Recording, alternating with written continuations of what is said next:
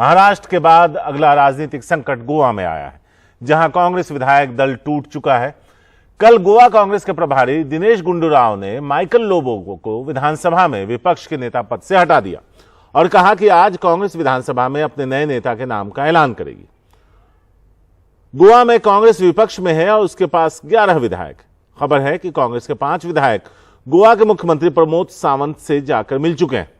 अचानक हुई इस हलचल के बाद कांग्रेस आलाकमान भी एक्शन में आ गया।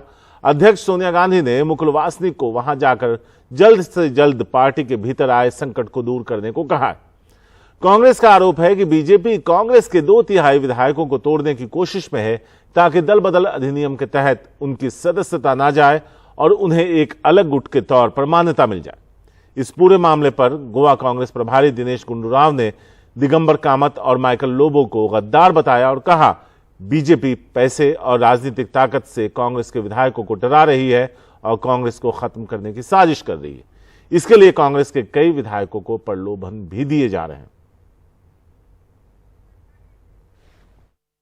We have brought this to the notice of our High Command and we will be taking action against them. Mr. Michael Lobo is immediately removed from the position of the Congress Legislature Party and a new leader will be elected. There was a conspiracy that was hatched by some of our own leaders, hobnobbing with Bharatiya Janata Party, to see that the Congress Party, which is the principal opposition party, is weakened and to engineer split and defections from within the Congress. So this conspiracy has been led by 2 of our own leaders. One is the leader of our legislature party, Mr. Michael Lobo, and the other our former chief minister Mr. Digambar Kamath. और महाराष्ट्र के संकट पर बात करने के लिए हमारे साथ हमारे सहयोगी सुनील सिंह मौजूद हैं। सुनील, कांग्रेस के लिए संकट ये कितना गहरा है और जो बताया जा रहा है कि 5 विधायक टूट चुके हैं, तो क्या और भी कुछ जा सकते हैं?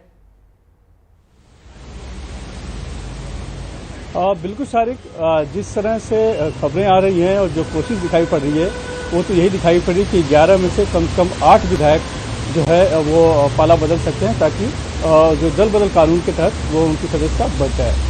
बहरहाल अभी तक लगता है कि उतनी संख्या हुई नहीं है और इसीलिए सिर्फ 5 लोग ही हैं जो अब तक लापता हैं, यानी कि संपर्क में नहीं है, और कोशिश की जा रही है कांग्रेस की तरफ से कि उनसे संपर्क स्थापित किया जाए। लेकिन जिस तरह से अचानक से कल कांग्रेस ने एक्शन भी ले लिया माइकल लोबो के खिलाफ और पूर्व मुख्यमंत्री दिगंबर कामत के खिलाफ, तो अब लगता नहीं है कि जल्दी सुलह समझौता होगा। दिलचस्प यह है कि आज ही से मानसून का विधानसभा सत्र शुरू हो रहा है गोवा का, और उसमें ये आते हैं और कहां बैठते हैं और कितने लोग किस तरफ बैठते हैं, ये देखना बहुत ही दिलचस्प होगा। उसके बाद ही स्थिति स्पष्ट हो जाएगी।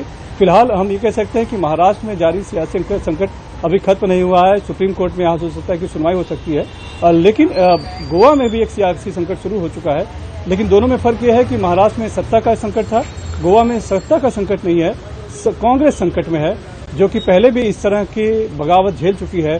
पिछले सत्र में ही, पिछली बार ही लगभग 8 से 10 विधायक चले गए थे और बीजेपी ने उनके साथ मिलकर सरकार बना ली थी। और इस बार चुनाव के पहले सभी को शपथ दिलाई गई थी मंदिर में और चर्च में कि कांग्रेस छोड़कर नहीं जाएंगे, लेकिन इसके बावजूद हम देख रहे हैं कि कांग्रेस विधायक जो हैं 5 लग रहा है कि पाला बदलने के लिए लगभग तैयार हो चुके हैं। शुक्रिया सुनील, पूरी बातचीत की आपका।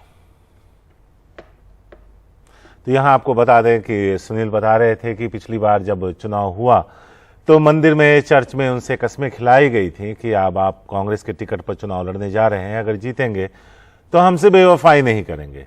लेकिन जो कस्में थी वो अब टूटती नजर आ रही हैं। 11 में से 5 जा चुके हैं और जैसा सुनील बता रहे हैं कि शायद 3 और, यानी 2/3 अगर टूट जाते हैं तो फिर उनकी सदस्यता नहीं जाएगी।